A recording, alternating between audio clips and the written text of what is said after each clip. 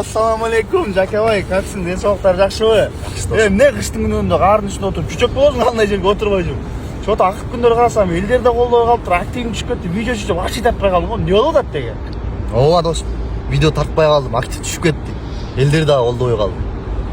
Себеби сени ушундай жакшы маанайда көргүм келди досум.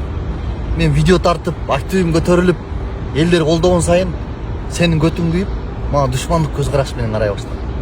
Досум, мен активди сактап калбасам дагы достук мамилени сактап калайын дедим. Ал боеп болсоң дагы менин досумсуң.